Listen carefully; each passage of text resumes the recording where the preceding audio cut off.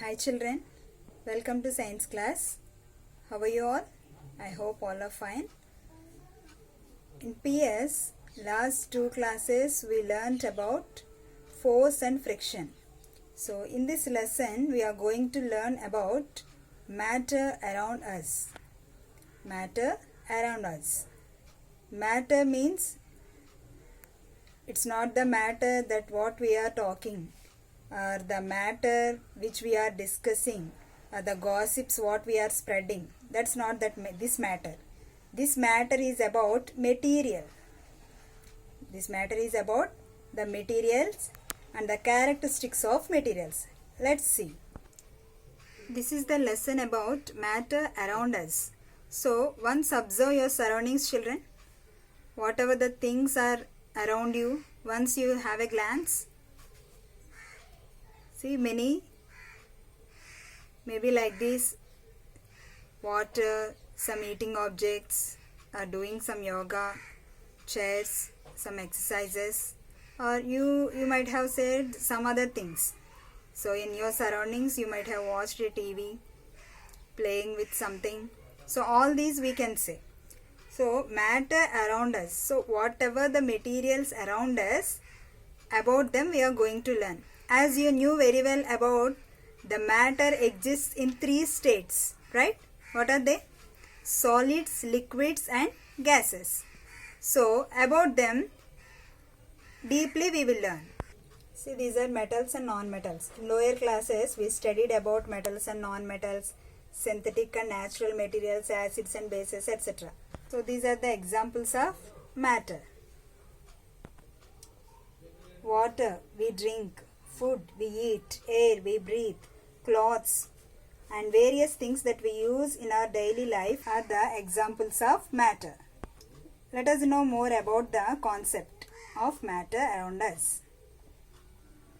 In a simple way, anything in this world that occupies space and has mass is considered as matter, which is occupying a space. Okay, everything in our world is made up of matter. The scientists work on stuff. Even the air around us is matter, although we cannot see it. Yes or no? All the things around us which exist in a variety of shapes, sizes and textures is matter. See, solids, closely packed. There are three states of matter as we discussed in earlier classes and now also. So there are solids, liquids and gases. So matter can be changed from one state to another, like a solid to a liquid or a liquid to a gas. States of matter. Water can be found in all three states. First one is solids. Solids have a certain size, shape and volume. As you know this, in this state the constituent particles are closely, regularly and tightly packed. Yes or no? See how closely the molecules are packed or the particles are packed. In the same way, the particles cannot move around much, but these particles only vibrate in fixed positions. They vibrate in fixed positions. Second one, liquid. Liquids have a definite volume but no definite shape. In this state, the constituent particles are not together closely. For example, milk is a liquid matter. It has a size or volume. Volume means it takes up space, the space which is occupied by the liquid. But milk doesn't have a definite shape. It takes the shape of the container. Next, gases. Gases have neither a definite shape nor a definite volume. In this state, the constituent particles are far apart and move freely. They are not closely packed. They don't have fixed shape. Even they don't have volume also. A fixed volume or a particular volume also the particles in gas don't have. Only with this reason or because of this reason we can say that solids, liquids and gases are three different shapes of matter. Three different states of matter. Look here, from these objects you can guess what are solids, liquids and gases, right? See the first objects, book and pencil considered as solids. Ocean and rain are liquids, and wind and clouds are considered as gas.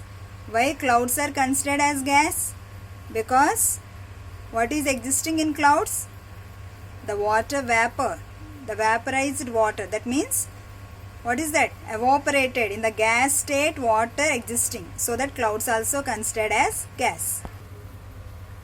In physics, a state of matter is one of the distinct forms that matter takes on.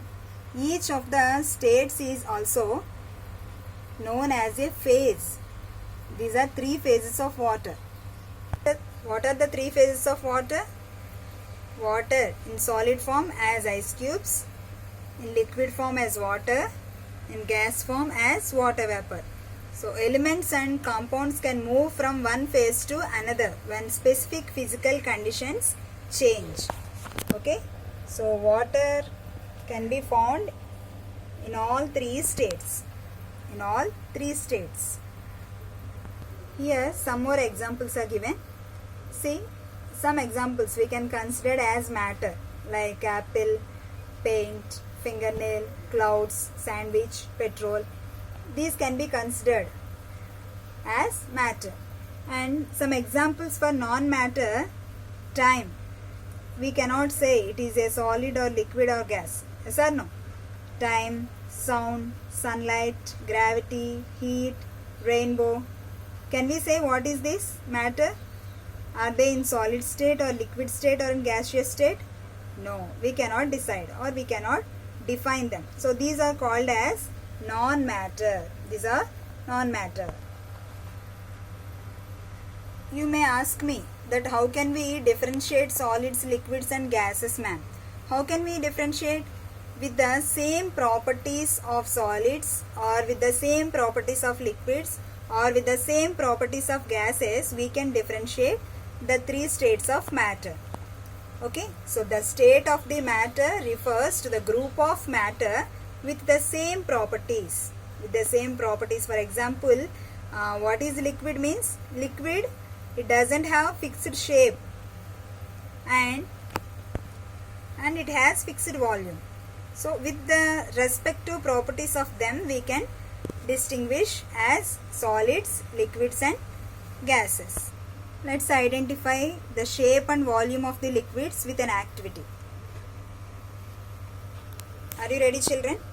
Collect three different containers of various shapes like beaker, conical flask and cylindrical jar. Take some water in a glass. Pour the same amount of water in each container. The same amount of water in each container. Once observe the three containers. See, here there is a mark to identify easily. Marking. So are they same? Let's do again another activity. Repeat the same process with milk and oil. Now we are pouring milk. Okay. Again mark the levels. Once observe. Now pour the oil in beaker, in conical flask, cylindrical jar. Keep in mind the same amount of liquid we have to collect. Once again mark. Observe the shapes. In this activity, we observe that liquids take different shapes based on the container, whereas the volume remains the same. Volume remains same. See, all the liquids are having same volume, but the shape of the liquid is changed. See, here the shape of the liquid is up to here only. In the cylindrical shape it is appearing. Here in the cone shape it is appearing. And here somewhat lengthy cylindrical shape it is appearing. So the shape is not fixed. Shape is changed based on the container. So what did we learn from this? Liquids have fixed volume but not fixed shape. And liquids are also called as fluids. Liquids are also called fluids. because they flow. Now let's identify the shape and volume of gases. For example, we know that compressed natural gas, that is CNG, is a natural gas under pressure which remains clear, odorless and non-corrosive. CNG comes into the filling stations via the natural gas. Do you know that? Natural gas pipelines. The station has a compressor unit that compresses the gas where it is stored in a high pressure tank for further use.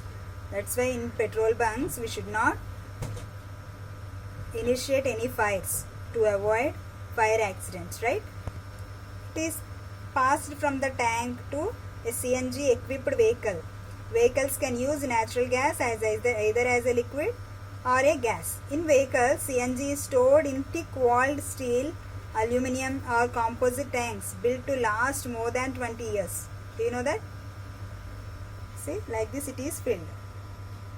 From these observations in daily life, we find that CNG and all other gases neither have a fixed shape nor volume.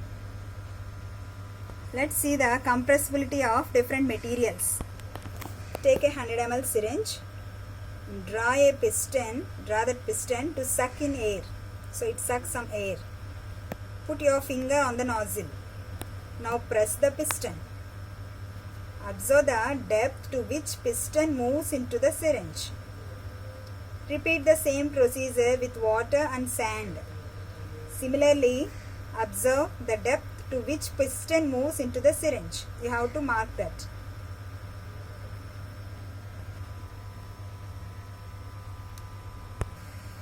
So from the above observations, we find that gases are highly compressible as compared to liquids and solids. See, how can you decide that? Here in the gases, that is the air we are sucking from the finger, that is occupied less space compared to the water and sand.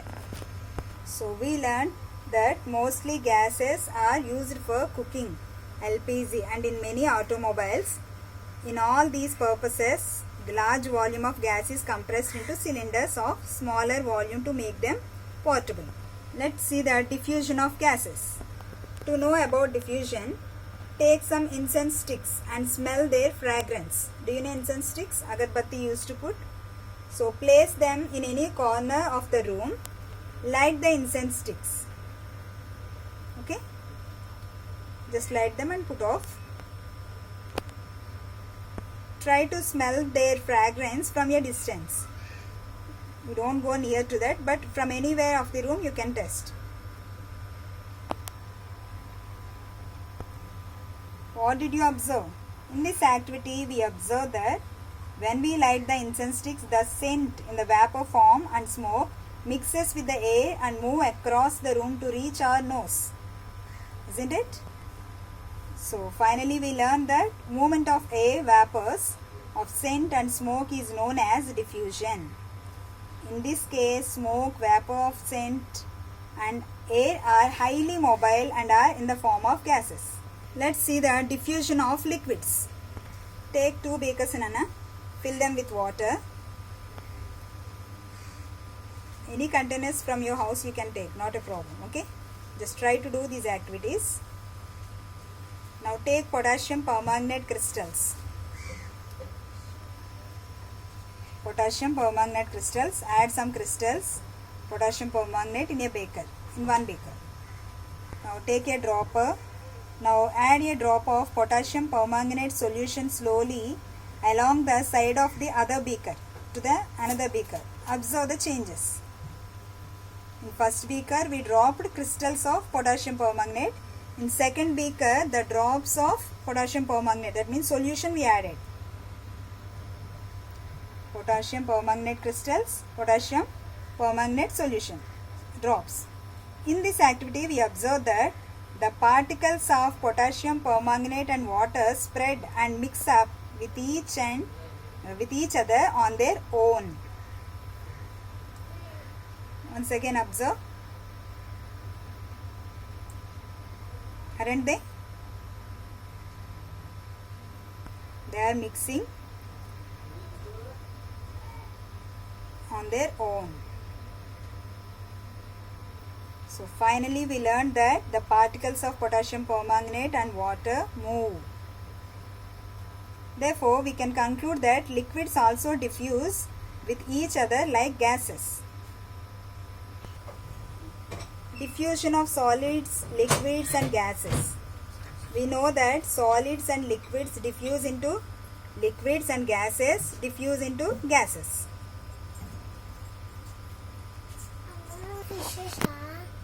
Diffusion of solids, liquids and gases. We know that solids and liquids diffuse into liquids and gases diffuse into gases, I said.